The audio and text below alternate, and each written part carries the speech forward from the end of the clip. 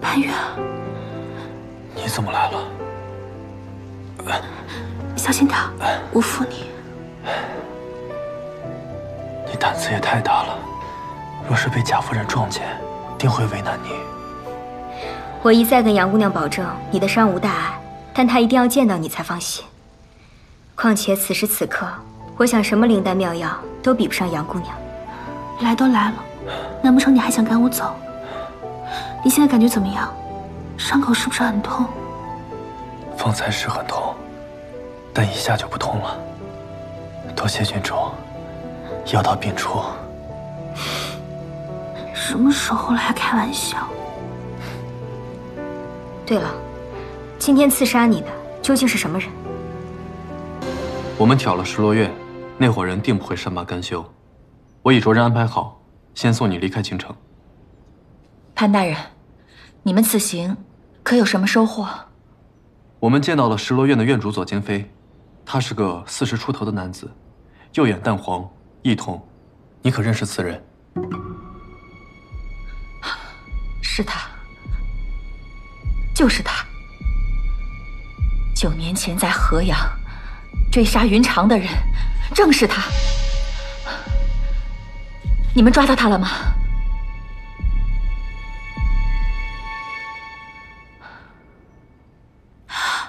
不过我们现在已经知道了左京飞的样貌，而且也查到其实水波纹就是羊角纹。只要继续这样查下去，肯定可以救出幕后主使的。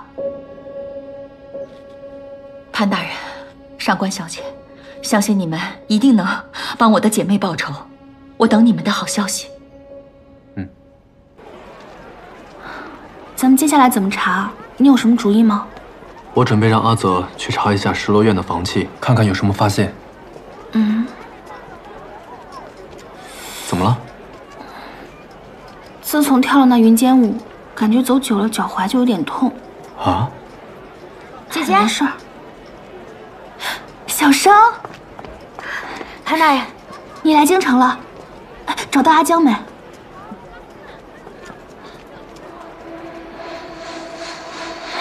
走。那不是上官小姐吗？她旁边的人是潘越。没想到你跟阿江都来京城了。他不告而别，有没有留下什么线索？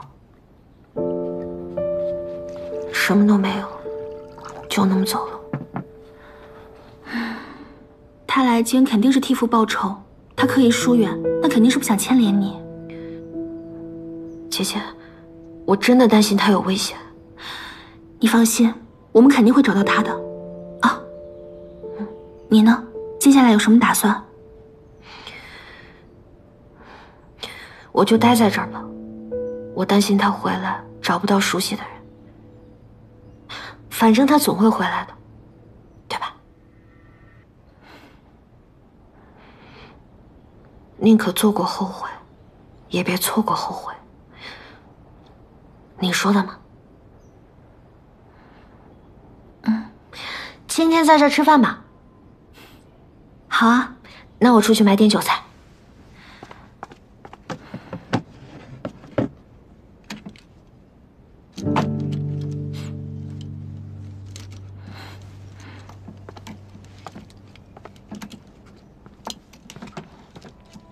怎么了？这个味道怎么跟那个幕后主使在祭拜时候的香料一模一样？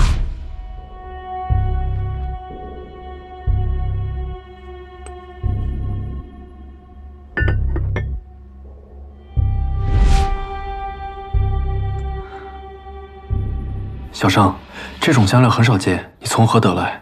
这是江族的胡杨香。我发现京城的达官贵人们不喜欢买玉镯子，反而喜欢用香料，所以就找了一个江族女子进了这些货。怎么了？那个，今天饭先不吃了，你先带我去见见那个人。哦。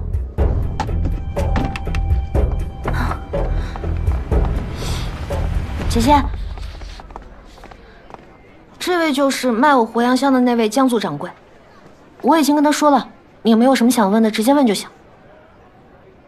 我们想请问一下，找你买胡杨香的有没有一个40多岁，然后右眼淡黄的男子？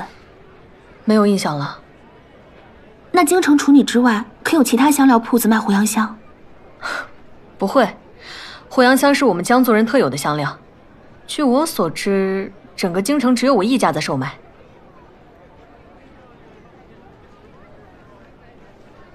麻烦您看一下这个图案，跟你们江族可有关系？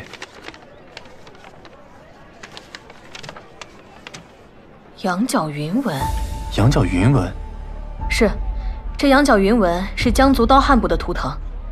江族人上阳，因我朝与江族连年战乱，很多刀汉部的江人会越过边境来到洛溪定居，这便是洛溪江族。后来他们融入当地，开始农耕，和汉人已经没有区别了。不过还是有少数人喜欢带着图腾，提醒自己不忘江族血统。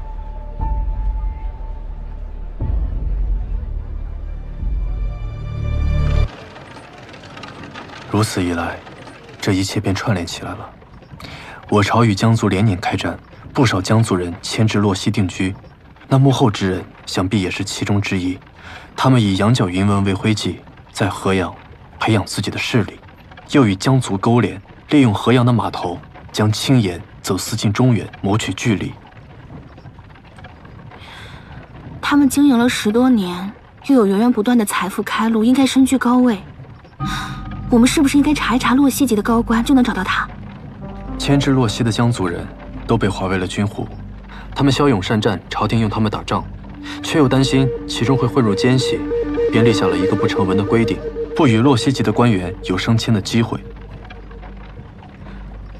那看来这个幕后之人很可能私下偷偷换过籍贯。十有八九，根据云长姑娘写的告密信，这个官员应该是在10年前调任的京官，且势力庞大。如此可以推断，他的应招入伍时间应该是在景昌10年到20年之间。我让阿泽再去兵部查一下，咱们再做下一步打算。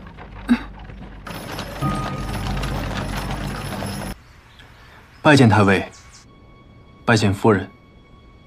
一点小小的心意，不成敬意。阿泽。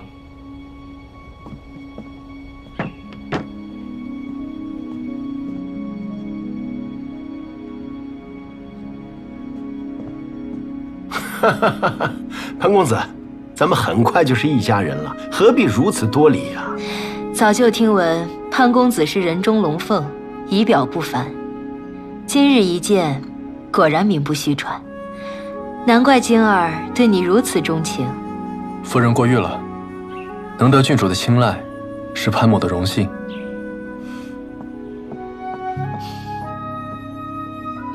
大人、夫人，宴席摆好了。潘公子，请移步。夫人请。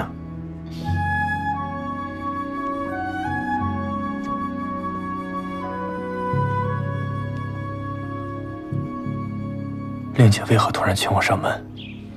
事发突然，我也是今早才知道的。既来之，自安之吧。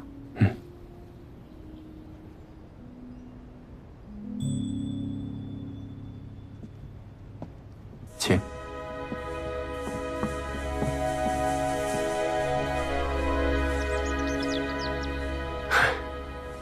今天啊，没有外人，这就是一顿普通的家宴。潘公子，怎么舒服怎么来，千万别拘着啊。是。虽是家宴，但来者是客。潘公子，我敬你一杯。啊，对，夫人说的对，来，潘公子，敬你。谢太尉，谢夫人。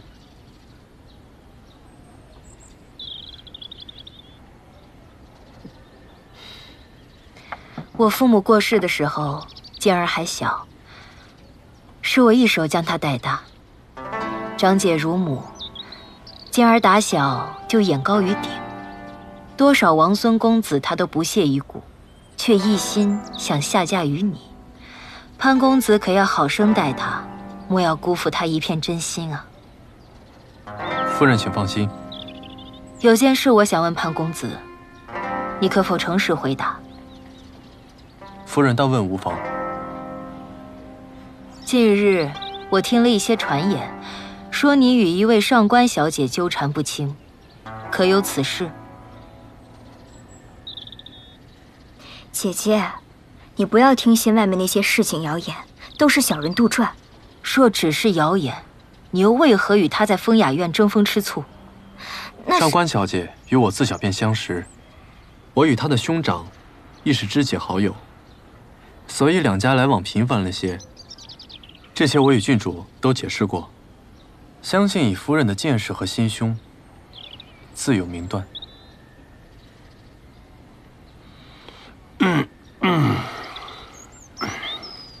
是妹妹也好，朋友也罢，潘公子既然决意要娶晶儿，往后你的心里、眼里，只能有晶儿一人。君子防未然，不处嫌疑间，这个道理你不会不懂。我不希望晶儿往后的生活，成为别人茶余饭后的谈资。你尽快与他断绝往来，这样对潘公子、对晶儿，或是对那位上官小姐的清誉都好。潘公子，你说呢？夫人请放心，潘越知道该怎么做。哎呀，夫人，能不能先吃菜啊？你看这桂花鲜蒸的鲈鱼啊，这放凉了可就腥了啊！来来来，你看，来，这是你最爱吃的鲈鱼脸，尝尝。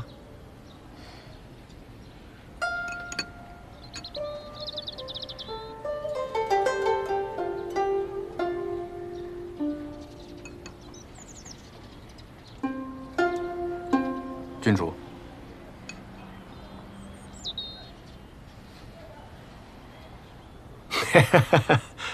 潘公子啊，我以前呢见过潘公子的画，当时我就觉得这个人啊胸有丘壑，没想到啊这有一天居然还成了晶儿的夫婿了，这真是有缘千里来相会呀！啊，太尉过誉了，太尉和夫人才是佳偶天成。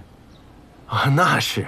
当时我认识夫人的时候，我还是一个不起眼的行伍之人。谁能想到啊，我还能娶她为妻？好了，说这些做什么？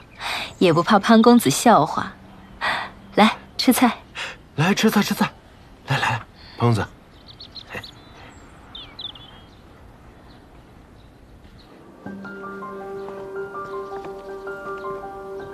潘公子，请。郡主啊，马上就要出阁了，就让她们姐妹俩呀多说几句梯级的话。我带你在这园子里逛逛，咱们呀也松反松反。方才还要感谢太尉替我解围啊。嗨，只要你别见怪就好。我的夫人呀就是这种性子，其实平时啊她挺好相处的，只是一遇到郡主的事情吧，她就过度紧张了。刚才啊我还真怕你跟她力争到底呢。夫人也是关心郡主，潘某又怎么会见怪呢？那就好。不过吧，入赘了皇家，这皇家的规矩啊那就来了，以后这种事啊少不了的。太尉可是有何高见？这咱们呀就不能把自己当成丈夫，得做一个花匠。花匠？不错，要像呵护这些娇花一样，悉心照料你的娘子，摸准他们的脾气、喜好。遇事啊，别问对错，只管顺着他的心意就行。如此这般，方可称为一个合格的驸马呀。太尉真知灼见，真是令人茅塞顿开。哎，还有啊，你千万得记住了，有多少双眼睛盯着咱们呢？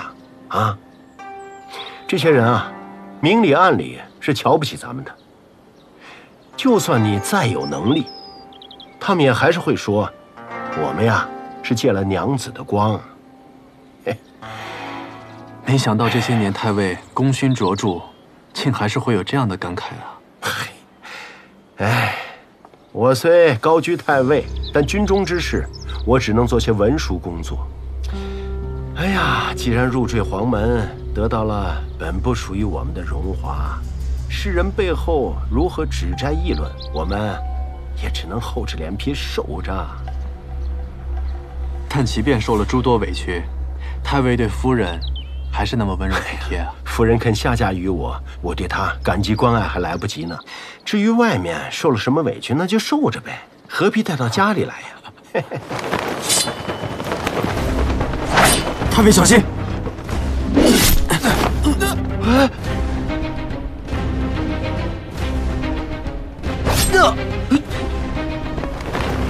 潘公子，快来人！潘公子，潘公子，大人，快传太医！是，潘公子。小姐怎么了？没事。也不知怎么回事，今天总是心神不宁。哎，灵儿，门上还没有我的口信吗？刚刚才去问过，没有。已经戌时，潘越去太尉府赴宴，怎么也该回来了。小姐，不好了！太尉府刚刚传来消息，潘公子遇刺了。什么？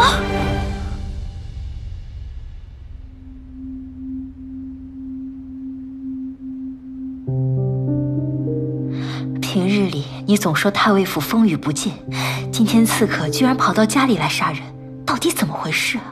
对不起，夫人，我也没想到刺客居然会偷偷埋伏在房顶上面。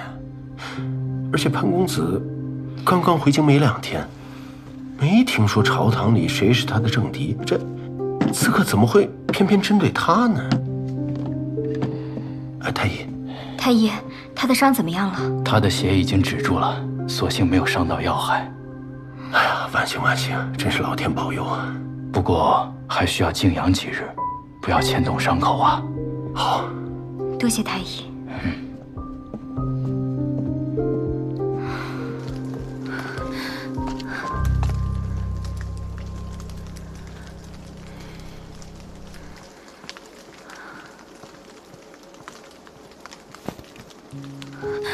阿泽，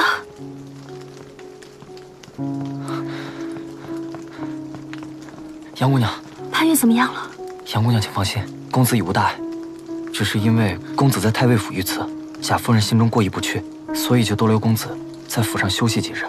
我现在正准备去淑雨院，去拿些公子的衣物。我想进去见见他，你看能不能帮我？杨姑娘，这公子遇刺之后，尤其是公子的房间，太尉府已经增强了戒备，所以时刻都会有人把守。我想有个人应该可以帮我。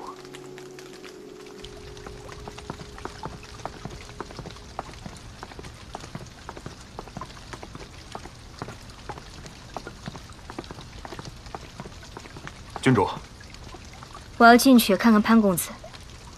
是。你们先下去吧，有事再唤你们。是郡主。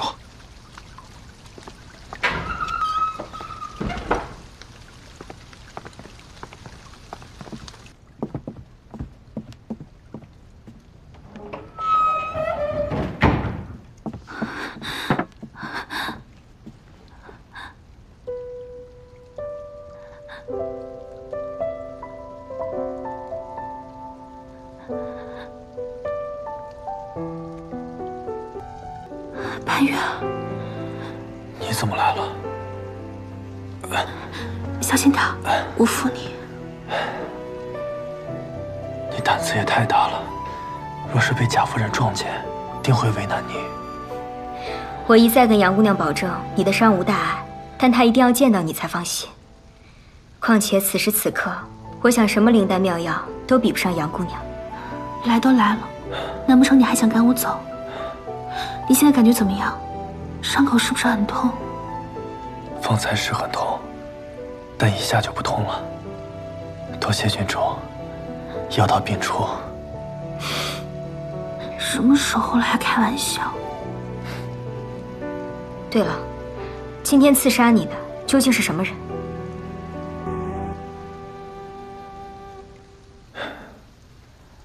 是卓兰江。阿江，你先听我说。当时那一剑刺来，我也无法躲避。若他真的想杀我，以阿江的武功，我绝无生还的可能。所以我想，他并不是真的要杀我。你的意思是，阿江是被逼迫的？是。当初他不辞而别，很有可能就是为了混入幕后之人的身边。这次的刺杀行动，应该也是那人针对我们挑了失落院的报复，也是对他忠诚的试探。阿江也是想替他爹报仇，所以才与虎谋皮。对了，前几日张大人在城郊遇刺，刺客是一个持剑的青年男子，我想，那人应该就是卓兰江。他现在的处境，一定是凶险万分。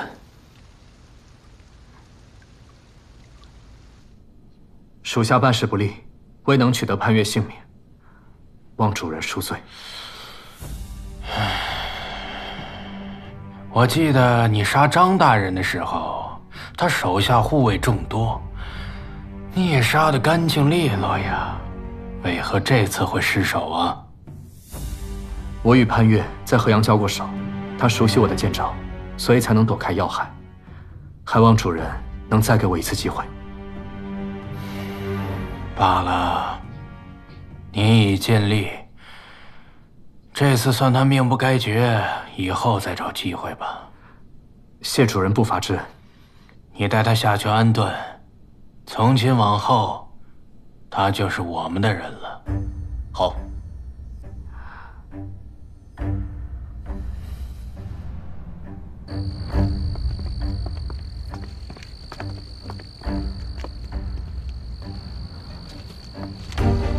陈掌院原来一直藏在这里。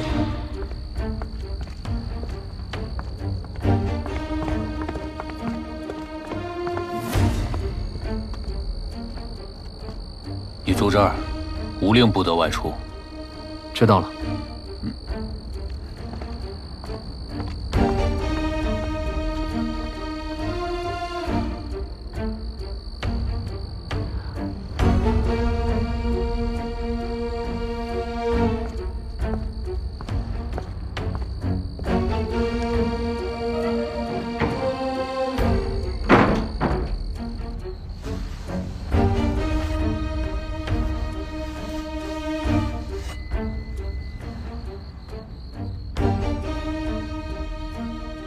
他还没有完全信任我，得等待时机，一击致命。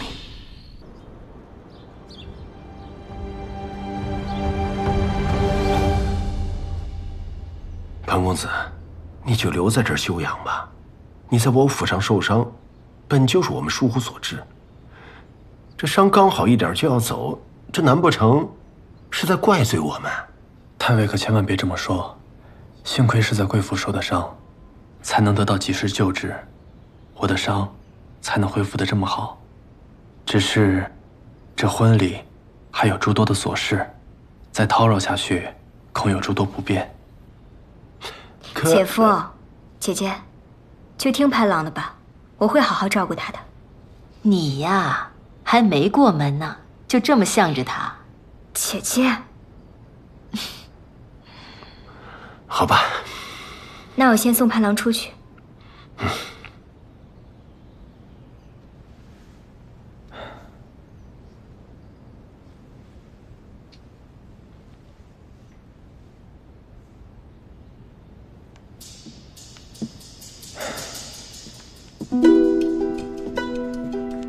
我已派人去吏部调查百官户籍，若有消息，第一时间通知你。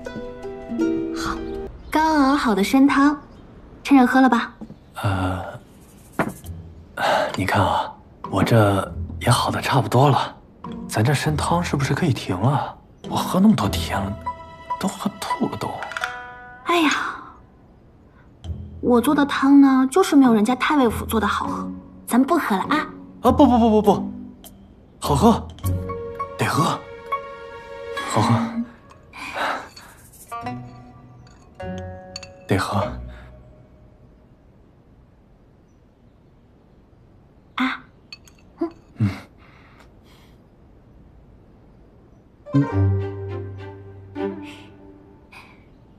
好喝，好喝，明天再喝。好。公子，杨姑娘，让你去兵部调查，收获如何？据兵部侍郎所说，如果要查改过户籍的官兵，那就要查景昌12年之前军中的初始名册。景昌12年？对。哦，还有，我方才在街上遇到了异族8百里加急送信，好像是边关出了变故。边关？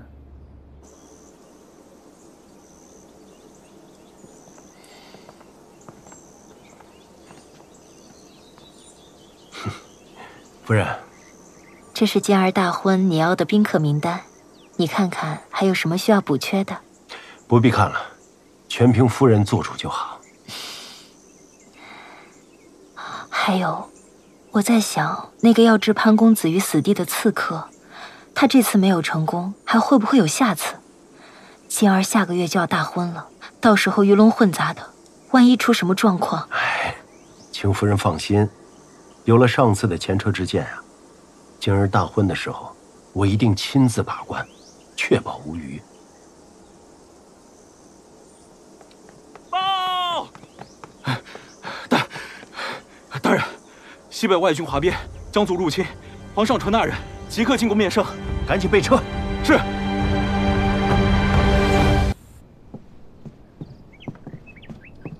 郡主，你大伤未愈，快些坐下。好。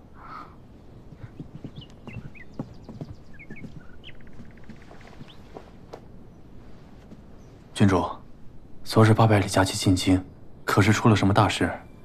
驻守西北的外军因拖欠军费哗变，江族人趁机入侵，边关告急。负责西北军务的大司马卢将军，经过几番苦战，方才击退敌军。朝廷一番彻查，发现卢将军竟是洛西江族。他还是校尉时便改了兵籍，皇上怀疑卢将军是江族细作，连夜宣我姐夫等重臣进宫，商讨应对之策。最终撤掉了卢将军大司马之职，羁押在廷尉府天牢。大司马，他可是3公之一，他竟会是江族细作？我也很是意外。卢将军的官声向来不错，若他真的是幕后之人，谋划多年，一朝举世，应该里应外合才对。为何要几番苦战击退江族呢？我觉得此事没那么简单。对了，你们去查洛西籍的官员有什么发现？有，需要景昌12年前就兵籍，郡主可有办法找到？我姐夫就负责兵部文书，我回去找找看。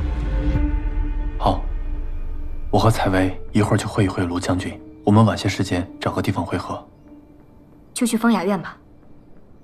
好。天老人多眼杂，一会儿你就在马车里等我。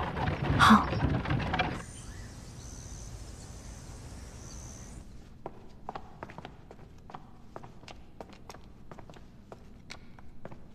这不是驸马吗？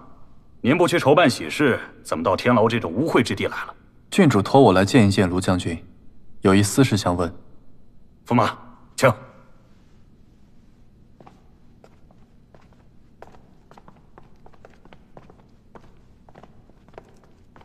慢着。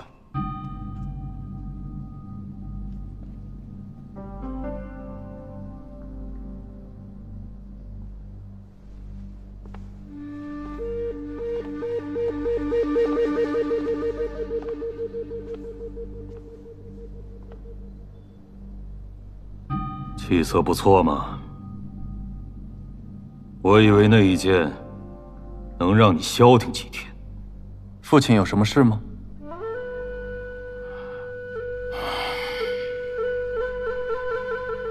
卢将军的事儿，你就别掺和了。父亲放心，是郡主授意，不会牵连潘家。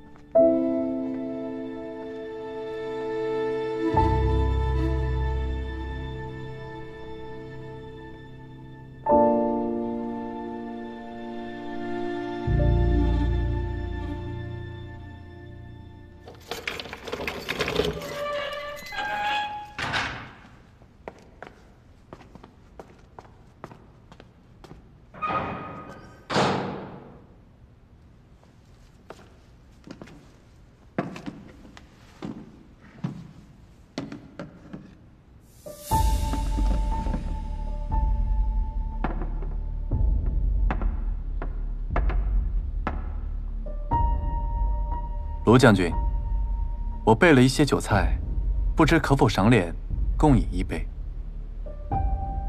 你走吧，我不想见任何人。为你翻案也不想吗？还是卢将军打算就此认罪了？西北外军哗变与我无关，但我是皇上认定的罪魁祸首。你凭什么说翻案的大话？凭我知道，陷害将军的很有可能和将军一样，也是一个改过籍贯的洛西江族人。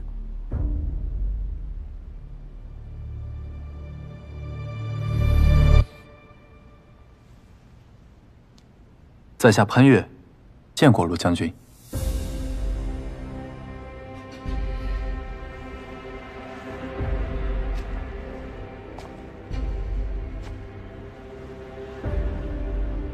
你是潘锦之子，那个要娶郡主的潘越？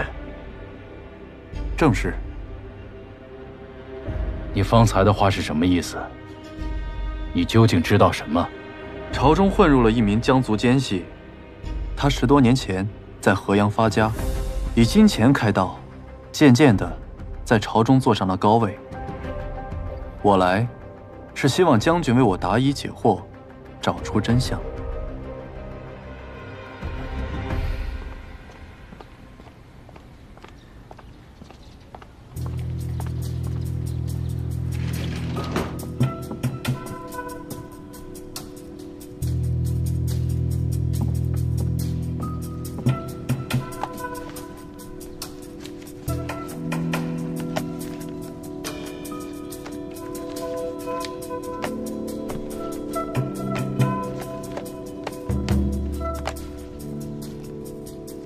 郡主，姐夫，你今天怎么有闲心到我书房来了？我有一个朋友托我在军中找一个失散多年的故人，此人曾经改过名字，所以我想翻翻过去的兵籍名录，看看能不能找到什么线索。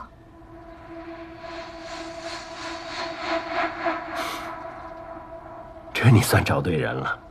10多年前的兵籍名录啊，我都保存着，兵部都没有我的权，我去给你拿。谢谢姐夫。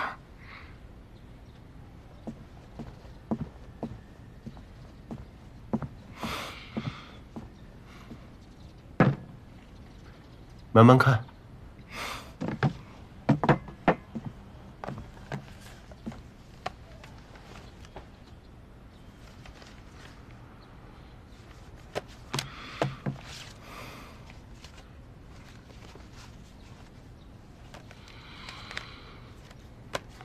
你想让我帮你什么？我想请问卢将军，军费怎么会出现问题？你有所不知，西北外军的军费是由当地盐税专供，但这些年以来，市场上不断出现来自江族人的私盐，私盐价格低廉，导致官盐难销，盐税难收，西北外军生活艰苦。军营之中，有人趁机闹事，说守将中饱私囊。守将于是派兵镇压，混乱之中，死了1名士兵，最终酿成这次哗变。我曾在河阳查到过私盐据点，如此看来，这批盐很可能来自河阳。若老将军被撤职，朝廷一定会派任新的大司马。敢问卢将军，如果您被撤职，谁最有资格继任？大将军荀坚。除他之外，其他几人资历都差不多。他是最大的受益者，难道是他？不会，荀坚出身汉中，并非洛西人士，而且他年事已高，无法劳心费力，即便是皇上册封，他也定会坚持不受。将军既知道此事，奸细可能也早知晓。对。那劳烦卢将军再想一下，兵部还有哪位高官也和卢将军一样，10几年前曾改过籍贯？10几年前的旧事，实在是记不得了。那将军是否知晓，兵部有谁与河阳产生过交集？亦或者哪位高官身边的亲信，他的右眼呈淡黄色？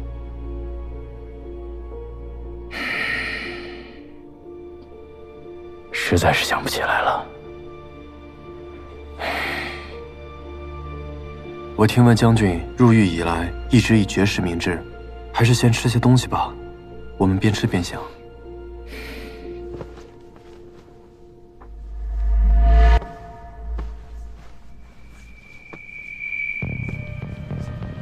将军，您为何像这样挽起袖子？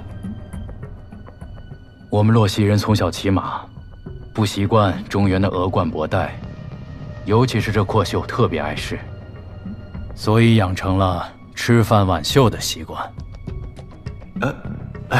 夫人，能不能先吃菜啊？你看，这桂花鲜蒸的鲈鱼啊。是他。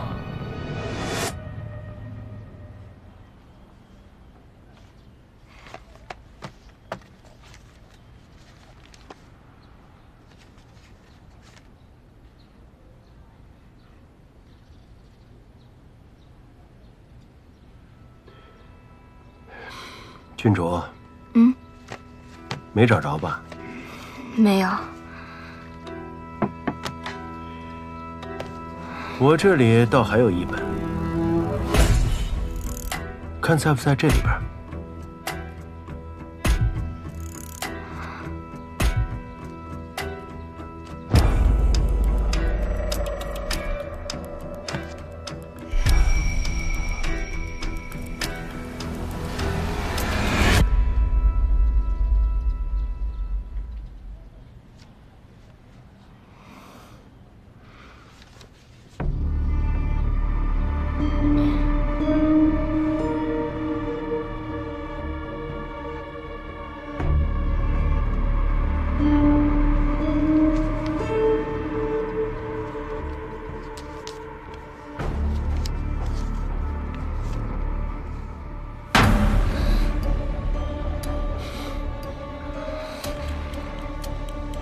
看来郡主要找的人找到了。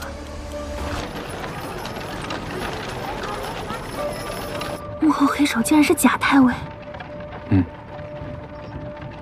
卓兰将在太尉府刺杀我，现在想来，竟是贾全带着我一步一步走向卓兰江的藏身之处。而且，以他的官职和履历，他都是继任者之一。以皇后对他们郡主姐妹的宠爱，在皇上面前为他美言几句，他不能脱颖而出。那婚事提前，定是贾太尉借由贾夫人来推动。郡主去太尉府找明路，万一要是被贾太尉撞破，他岂不是很危险？快到了约定的时间了，不知他现在还在不在太尉府？你去风雅院，我去太尉府，我们分头找他。好。没有，没找到，我再想想别的办法。谢谢姐夫。你敢走吗？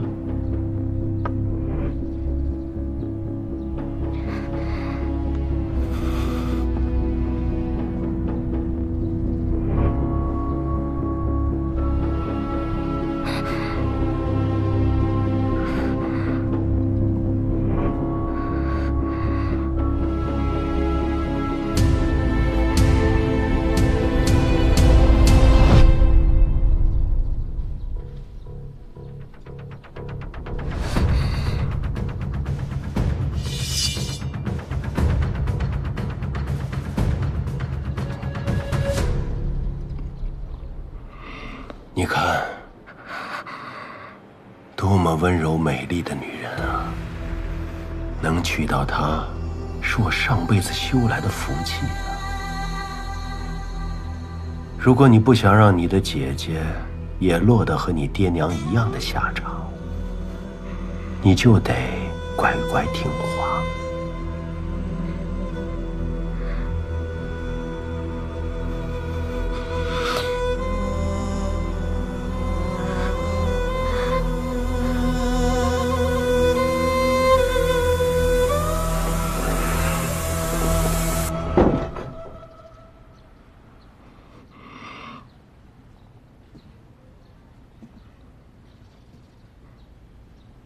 难道从一开始，你娶我姐姐，就只是一个阴谋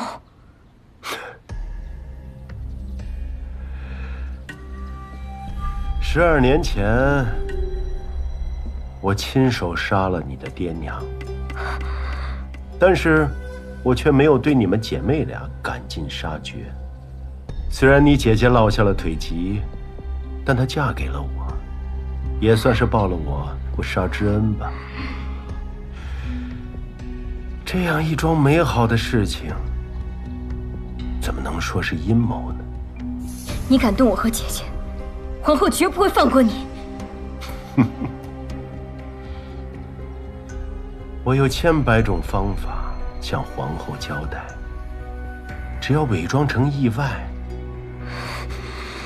谁会怀疑我这个素来深情的丈夫呢？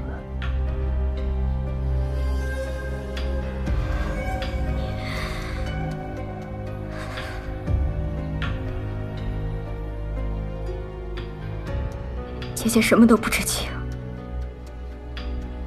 我求你放过她，我什么都答应。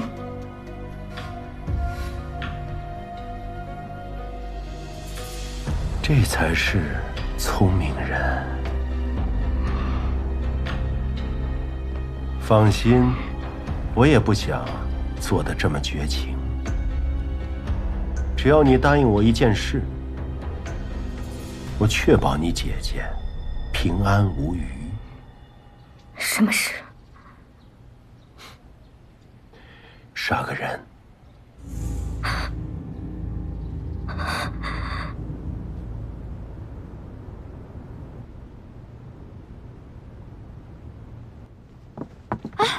郡主来了没有？刚刚过来了，人在雅阁呢。哎，上官小姐，你还敢来找郡主啊？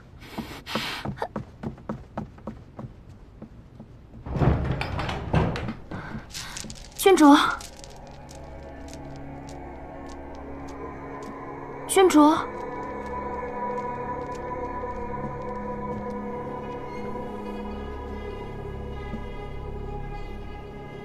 郡主。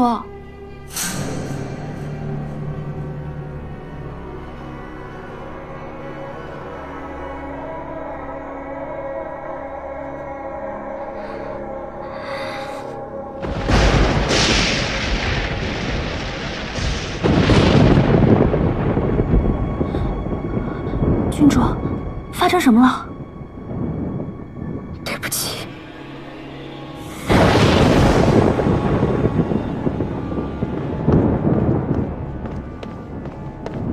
姑娘，郡主人呢？奴婢不知，已有一会儿没见郡主了，现在正要去找呢。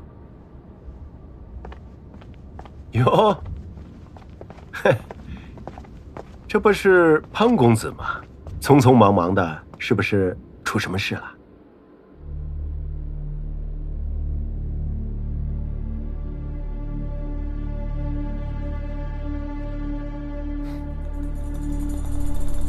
没什么要紧的事，只是有些大婚的琐事，想要找郡主商量。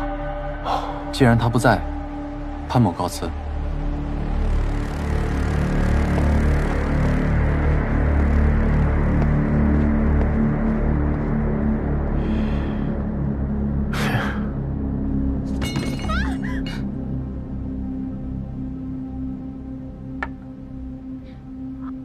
郡主定是在教训上官芷，得去看个热闹。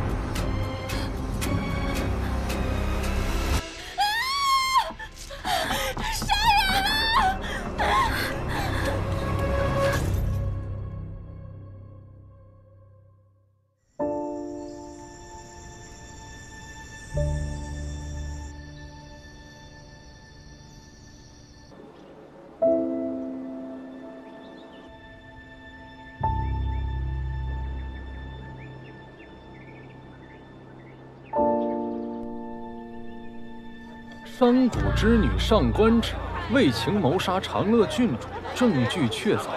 3日后，廷尉府公审判决，以儆效尤。一个商贾之女竟敢以下犯上谋杀郡主，真是头大包天！要不是那潘公子与上官芷纠缠不清，怎么会出这等祸事啊？可不嘛，短短4个月，那潘公子可是熬死了2任夫人。说他没问题，鬼都不信。我还听说他娘也是因为他才自杀的。像他这样的人，长得再好看也是祸害。是吗？哪有这样的人？潘公子这样的神仙人物，真是太令人失望了。算了吧，算了吧，算了吧。走，算了吧，算了吧。走。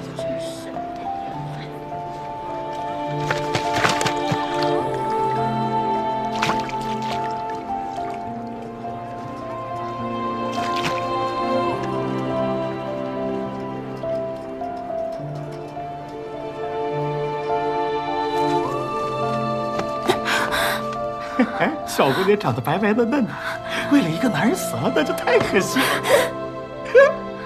烈女，我就喜欢。算了，哎不，此案涉及到皇亲，咱们可别惹上一身骚。饿他几天，有他好果子吃。走，不是，哎呀，走，这女的怎么这白白嫩嫩的，这太可惜了。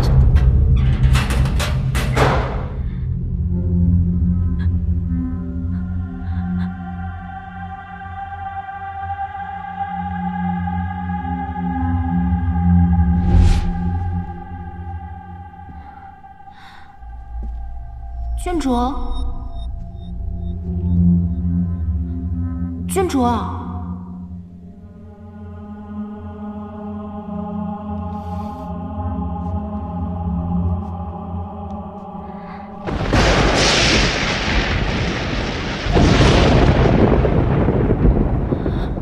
郡主，发生什么了？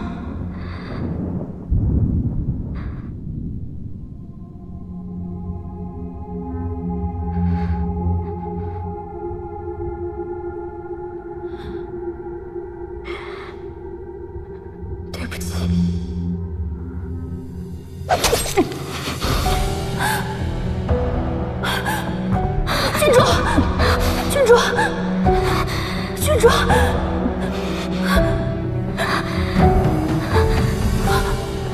家驹，他还用姐姐的性命逼我这样做，对不起，让你陷入这样的处境，不要怪我。郡主，告诉姐姐，旗下令因真别人。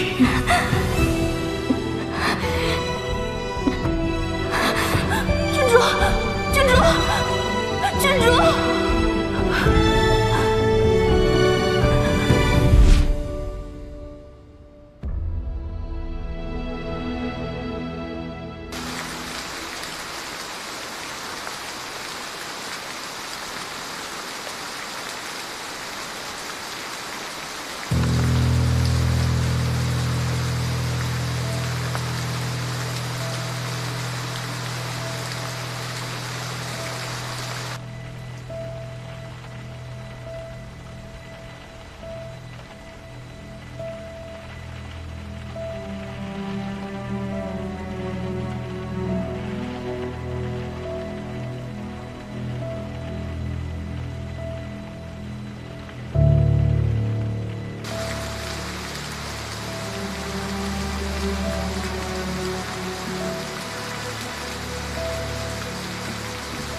公子，哎，怎么回事？大公子求老爷放他进廷尉府见上官芷，老爷不答应，都跪了1天了。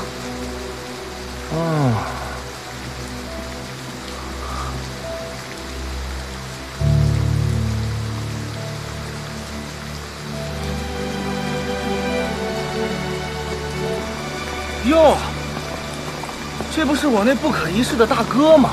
这怎么搞得这样狼狈啊？弟弟刚才差点都没认出来呀！看见你这副可怜巴巴的样子，弟弟是打心眼里心疼啊！爹也真是，不答应也就算了，连口饭都不让你吃。弟弟这儿有热乎，来，趁热啊！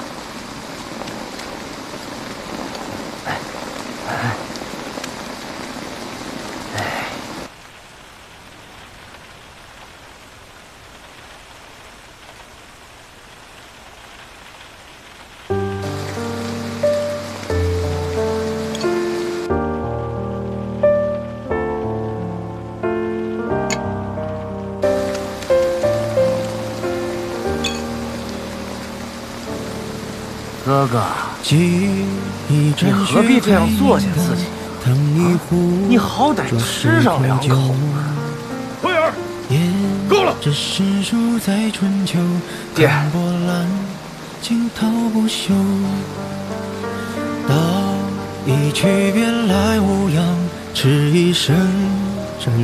案子已经交给贾太尉处理，你求我也没用。我知道，我只是想见他一面。你还是回去吧，你就是跪死在这儿，我也不会答应你。那我就跪到死。相思成灰，灰飞烟灭，灭绝前缘待从头。总有心念无数，如何知我病故？斜月西沉，沉醉不归，归去莫忘来时路。总有万千权谋，如何墨画情愁？相思成灰，灰飞烟灭，灭绝前缘待从头。总有心念无数，如何知我病故？斜月西沉，沉醉不归，归去莫忘来时路。空拥晚风入怀，凉雨残，花犹在。七巧玲珑遍生满路。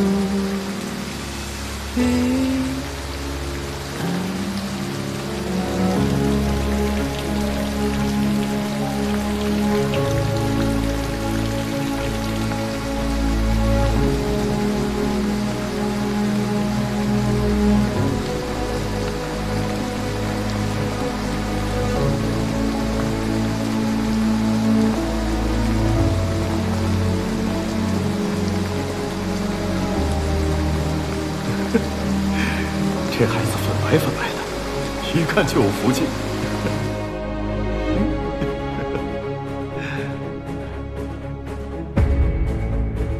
我当然要给他起一个好听的名字，叫他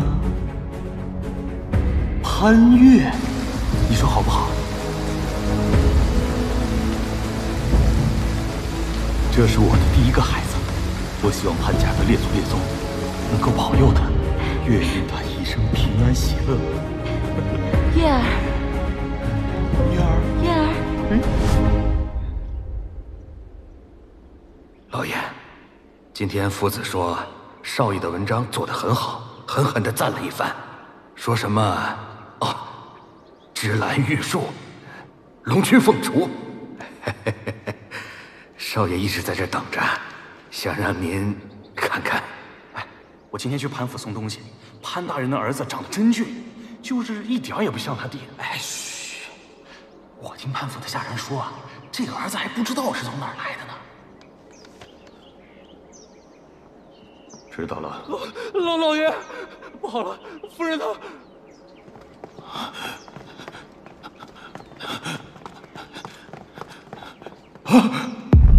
夫人，夫人，夫人！众口杀身，唯死命之，至死何故？望君珍重。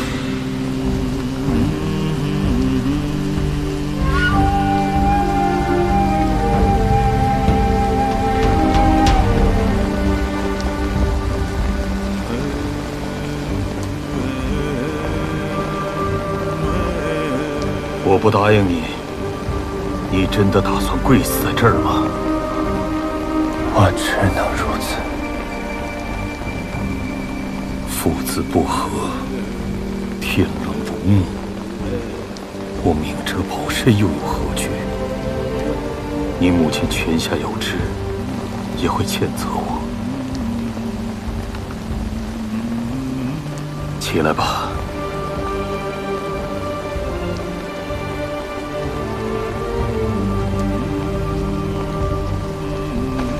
月儿，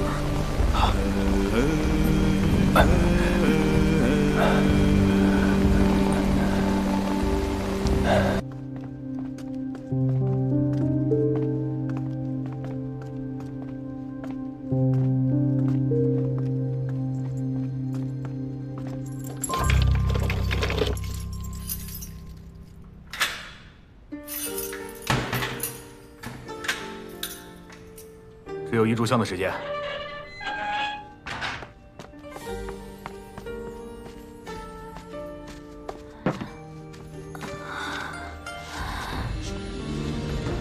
我来晚了。没事，还没庭审呢，他们不能拿我怎么样。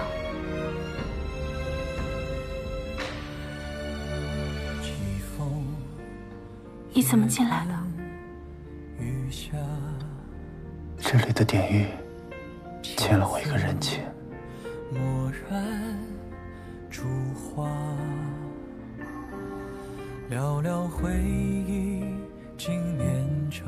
是不是饿坏了？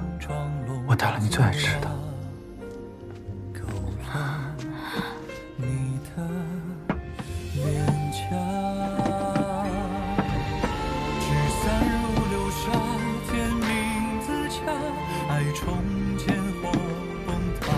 来，尝尝。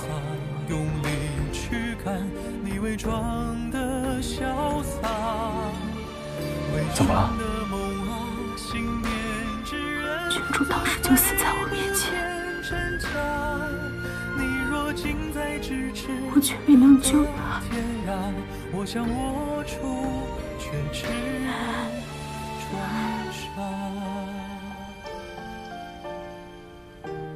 我知道，他不会枉死的。这笔账，我迟早要跟那个人讨回来。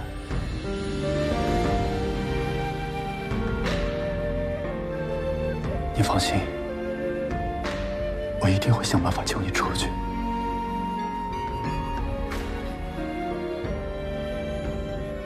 我相信。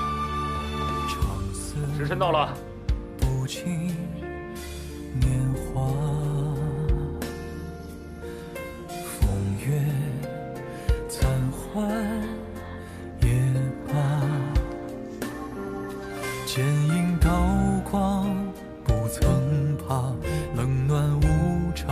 等我。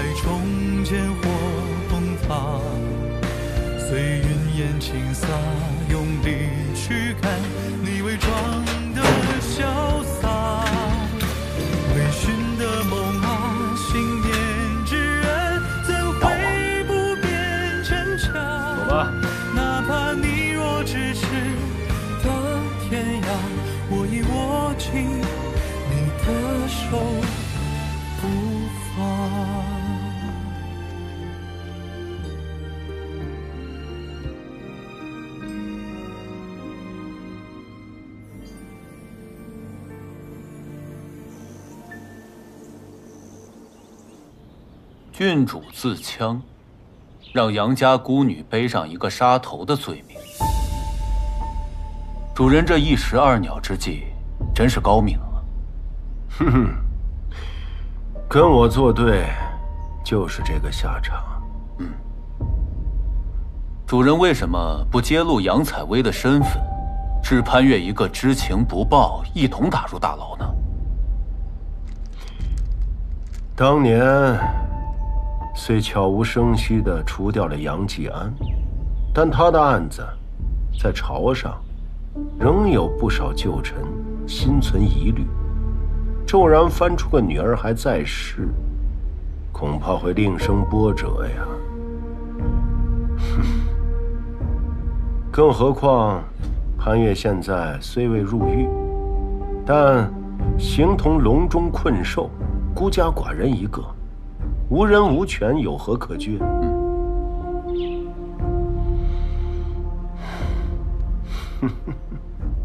盯住潘越，如果他敢铤而走险，我们就正好名正言顺地把他就地处决。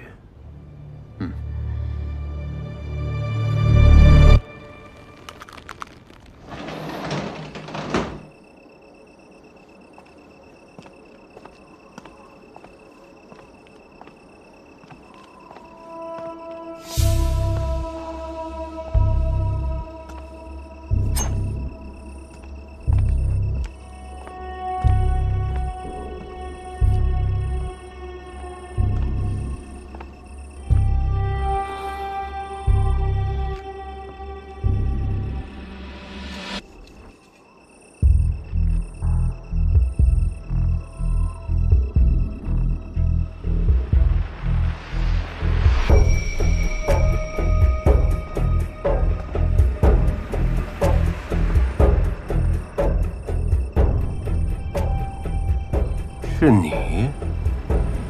何事啊？属下有个不情之请。今日左京非在，不便开口。哦，你说来听听。属下知道，杨家孤女与主人为敌，死有余辜。可毕竟曾经相爱一场。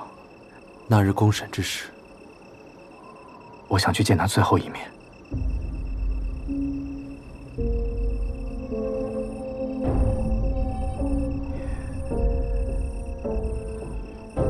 你还真是挺像你爹呀，重情念旧，想去就去吧。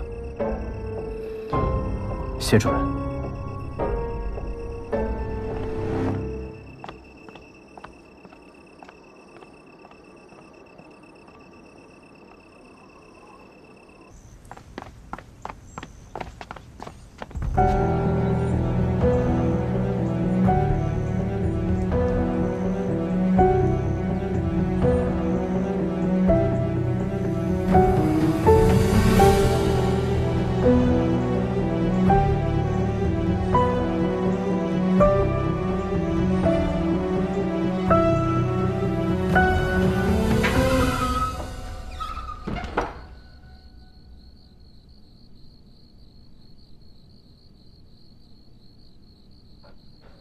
你终于回来了，到底发生了什么事情？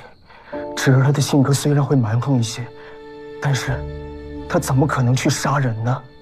这其中怕是有什么误会。你有没有什么办法可以去救她？或者，咱们去找皇后求情？没用的。啊？什么叫没用的？难道等着她被砍头吗？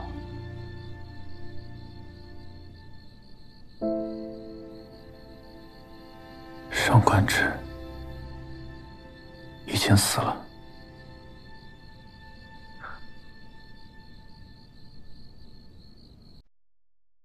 你再说一遍。上官芷已经死了。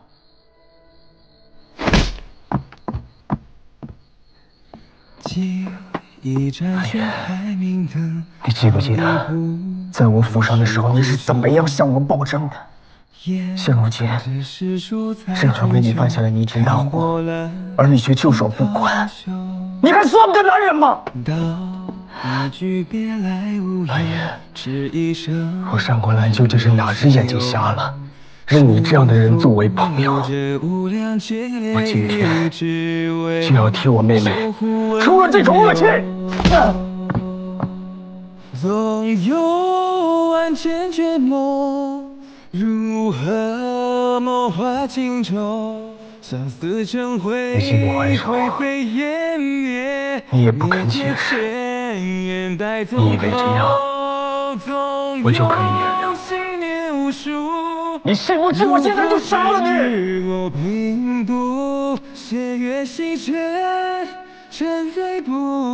是我欠你。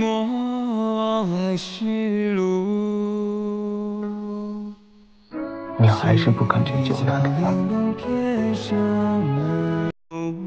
好，我吃。收过来。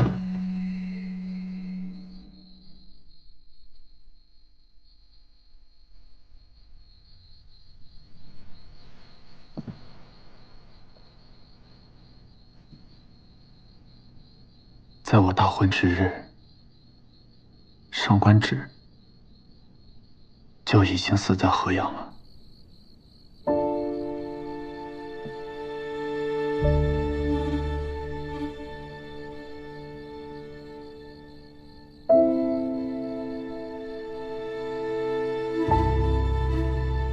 10年前，杨采薇的父亲被江族奸细陷害，全家被杀，只有杨采薇一个人逃了出来。这么多年，他们一直在寻找他的踪迹。他们原本计划在我大婚之日斩草除根，可谁曾想，上官芷掳走了杨采薇。有个女人死了，尸体要过来祭放，如何死的？先死。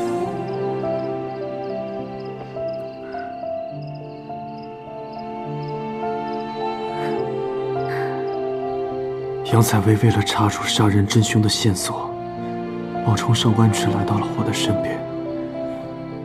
我们刚刚查出这幕后之人的真实身份，不料却被他抢先一步，设下陷阱，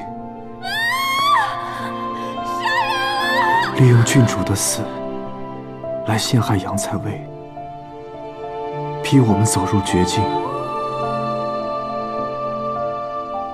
整件事情的经过就是这样。我知道这一切对你来说非常的不公平，但当时的我们根本就没有别的选择。上官芷的尸身，我保存在了河阳的宾馆。我本打算等水落石出之后，再向你父亲请罪，坦陈一切。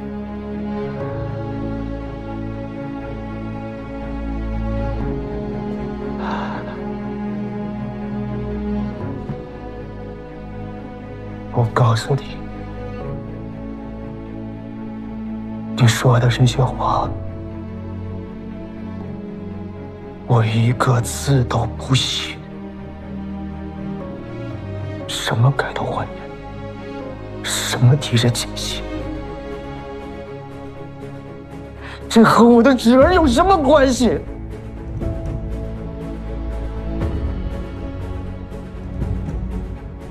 你就是不想去救他。好，我救。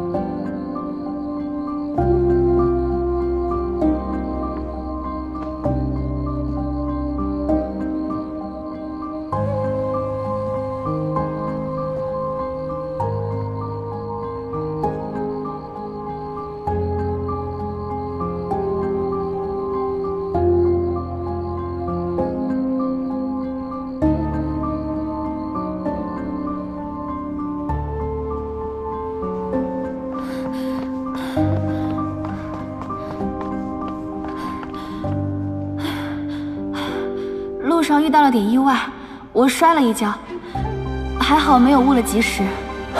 芷儿，怎么样？你好些了吗？你是谁？你还说笑？我是你哥哥，芷儿。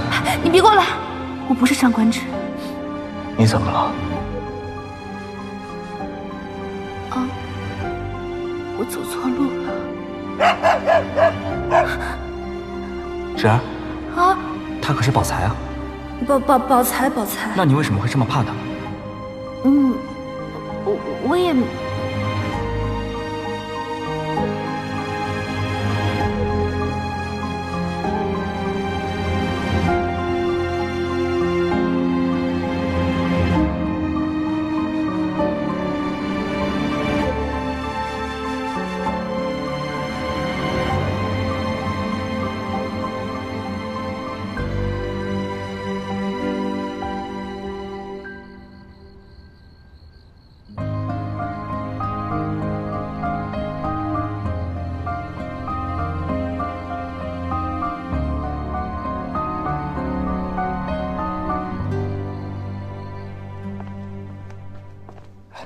太尉放心，这明日庭审定会为郡主讨一个公道。潘公子，你再不离开，就别怪我们不客气。慢着！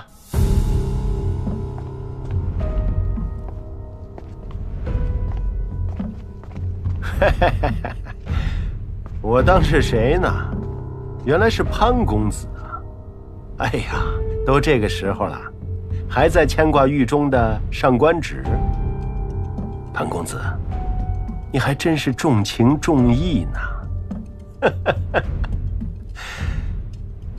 不过，我是真没想到啊，这上官姑娘，外表看起来是如此的娇弱，哎，竟比男人还要刚硬啊！就是，我是怎么拷打她，她就是不认罪呀。早知道这样，今早出门啊，我就不该换我的这双新靴子。我杀了你，公子！公子，放开我！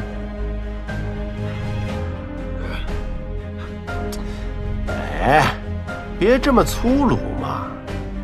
这要是打伤了咱们潘公子，这上官姑娘临死都要心疼的。贾全，你以为你的局很高明？若不是你的亲信堂审，无论谁来也定不了上官芷的罪。这是吗？潘越呀，潘越，既然你这么不忿，行，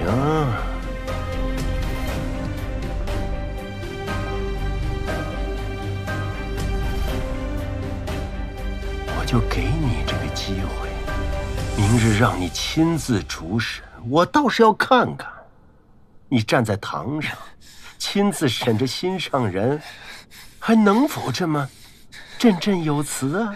啊！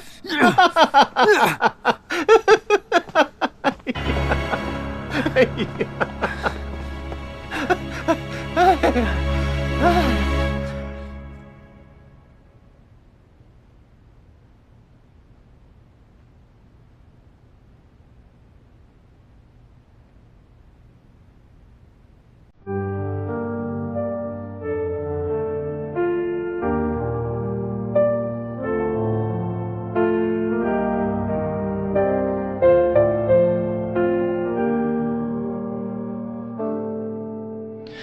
沏一盏血海明灯，烫一壶浊世苦酒，沿着诗书在春秋，看波澜惊涛不休。道一曲别来无恙，痴一生战动情友。身负这无量劫炼狱，只为守护温柔。纵有万千权谋，如何我化情愁？相思成灰，灰飞烟灭，带人犯上官职。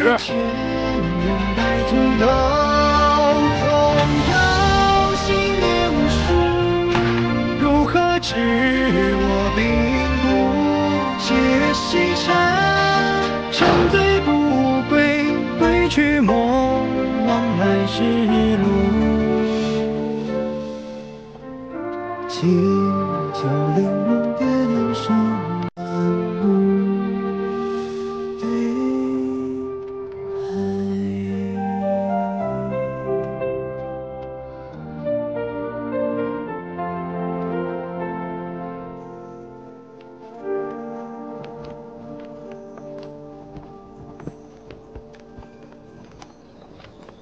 快点，不可虐待犯人。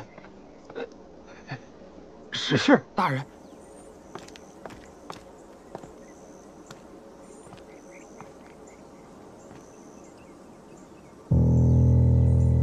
今日堂审，凶多吉少，你可害怕？潘越说他有办法，我但凡有一丝一毫的惧怕，那就是对他的不信任。 你爹当年也和你一样，这般的勇敢无畏，也许是真心的相信我们这些兄弟吧。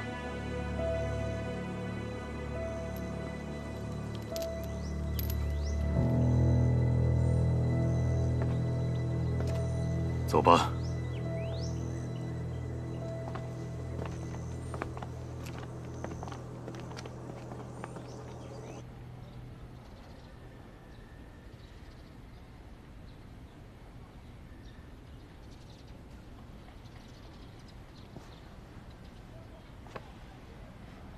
高公公、贾太尉、贾夫人到。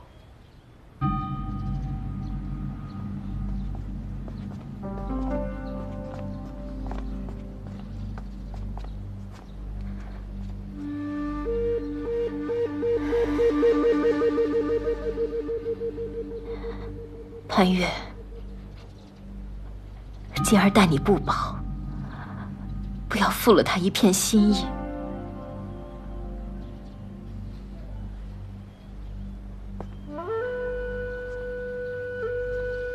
潘公子，既然已经答应主审，想必自有分寸。夫人不必忧心了。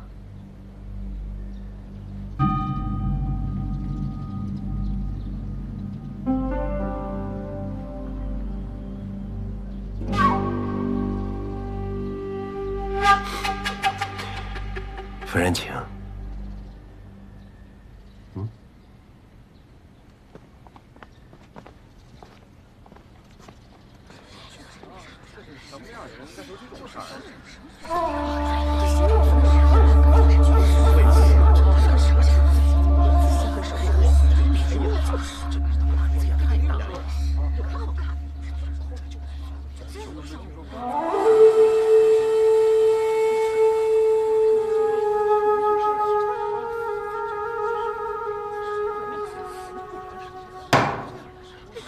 带人犯上官职。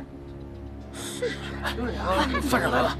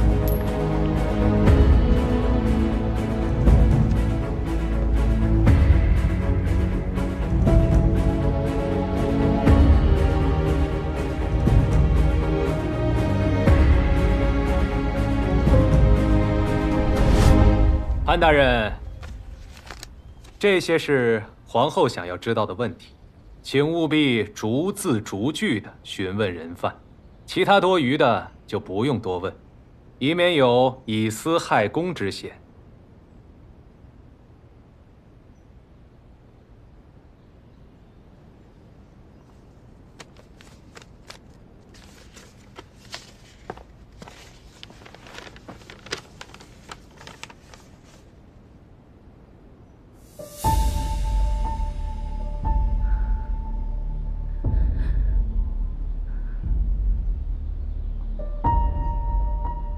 上官芷，本官奉命审理郡主被杀一案。皇后有几个问题想要问你。第一，潘越与郡主大婚在即，听闻你素来痴缠潘越，你与潘越究竟是什么关系？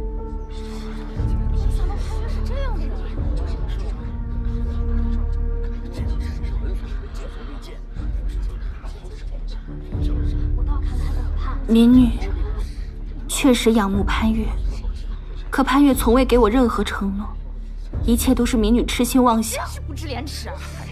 一个巴掌拍不响了。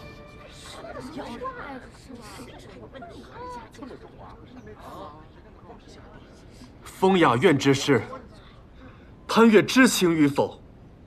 是否合谋？若从实禀报，可免你家人株连之罪。面会郡主，是我自作主张，潘越毫不知情。你是否因情杀人？郡主究竟有何对不起你之处，让你对她有如此恨意？没有，郡主巾帼不让须眉，我欣赏她，从未有过恨意。民女再三陈述，民女冤枉，郡主是自杀而死。还不认，就是他杀的。剑儿向来要强，怎会自杀？简直是信口雌黄。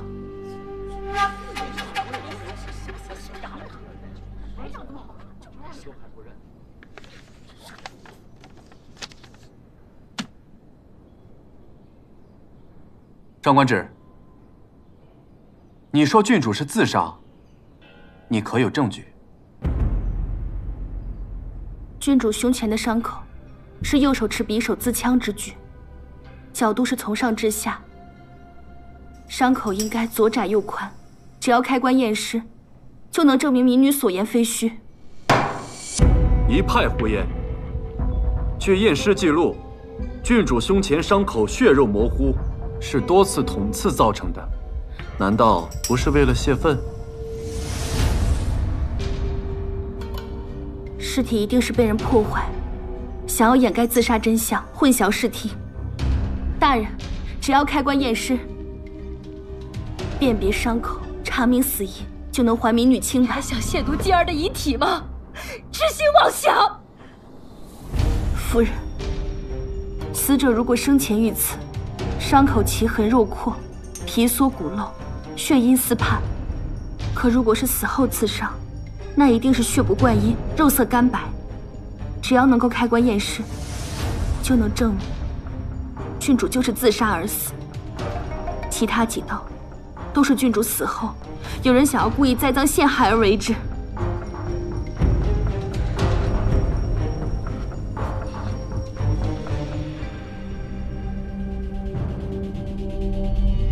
各位大人，此案另有蹊跷。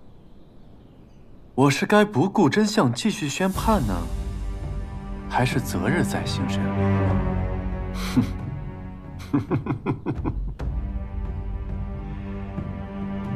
潘公子，你为了帮上官芷脱罪，还真是煞费苦心啊！岂敢？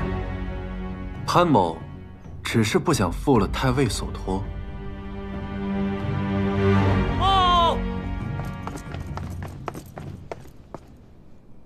各位大人，外面有位公子，说是郡主被杀案的证人，请求通传上堂。他可证明上官芷居心叵测，素有阴谋。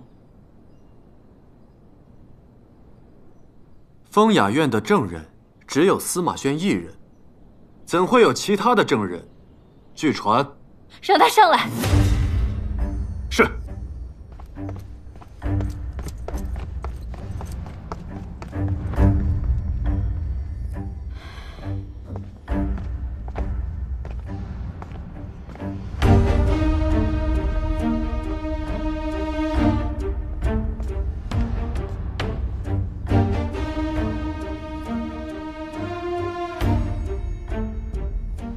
上官兰，你意欲何为？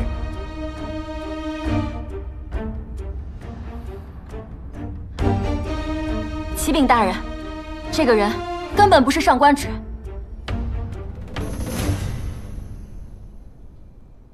他是河阳义庄收尸人杨采薇。真正的上官芷早就已经被他害死了。灵儿。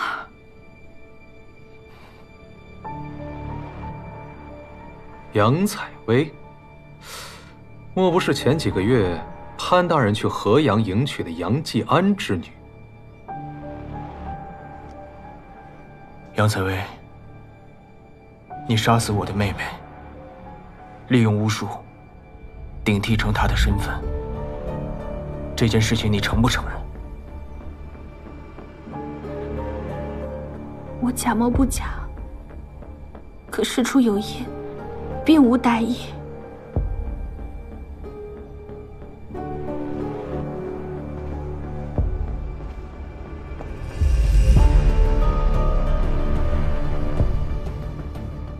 告诉我，你为何杀死我的妹妹？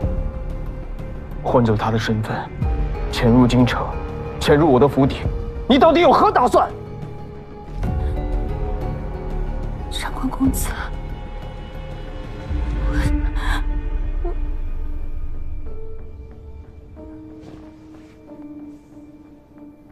我早知你百口莫辩，既然如此，便一命抵一命。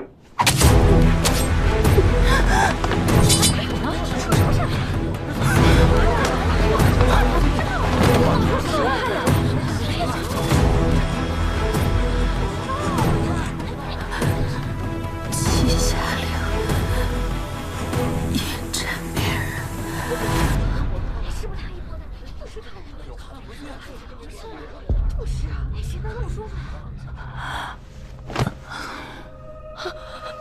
不能让他死了，快传御医！流了这么多血，怕是来不及叫御医了。那就送太医署，快！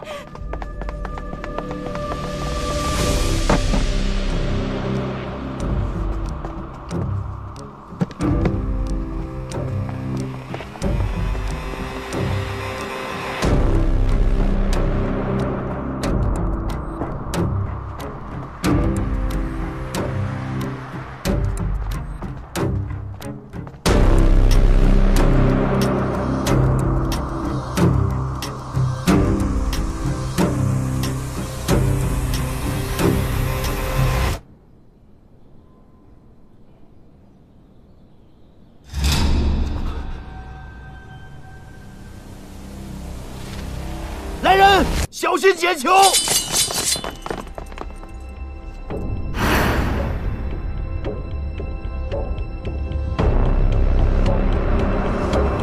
动手！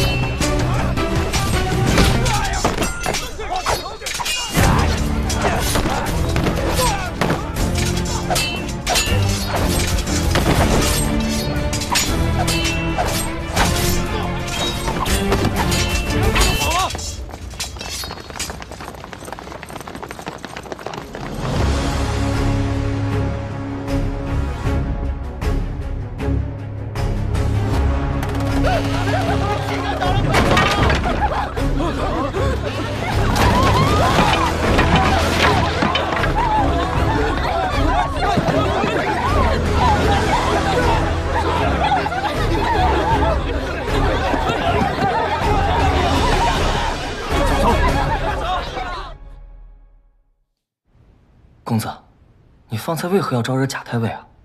他让你逐沈阳姑娘，其实就是为了看你无法冷静，伺机拖你下水。无论是牢房还是刑场，我都没有机会救出蔡薇。只有公开审理他，让贾全看足我的笑话，掉以轻心，我才有可乘之机。原来如此，那公子，你打算怎么做？阿泽，我需要一批武功高强的人手，你去。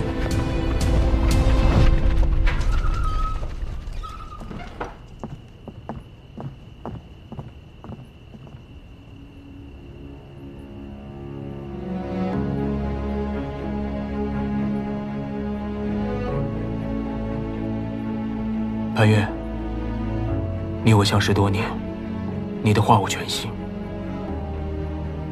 贾全害死了侄儿，不管怎么样，我们一定要想尽一切办法将他扳倒。不光是我，还有身后的死士，随时听你调遣。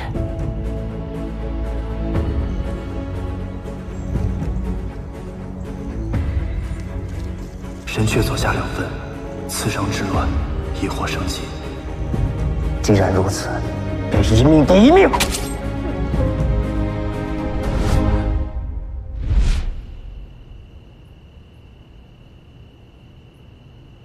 我从外面买了些药，总共有6包，你拿着给姐姐煎了喝吧。好。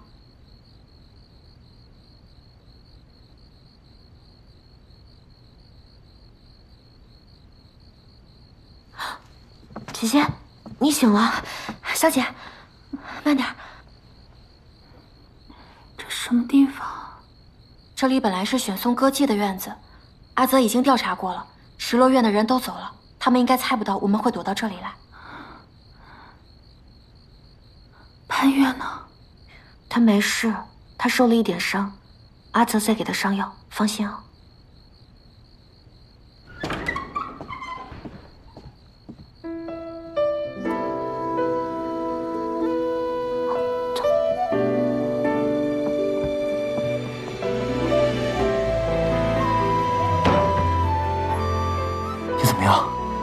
你没事吧？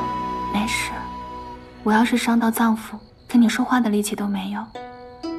只是没想到你都记得。神阙左下2分，幸亏刺在这里，只要救治及时，便没有性命之忧，不然我就见不到你了。关于你的每件事，我都记得。我们现在可是有一样的疤了。上官公子呢？他已离开京城，暂避风头了。这份情谊是我欠他的。这次我们连累太多人了，我们一定要尽快扳倒贾全，否则他们都会受牵连。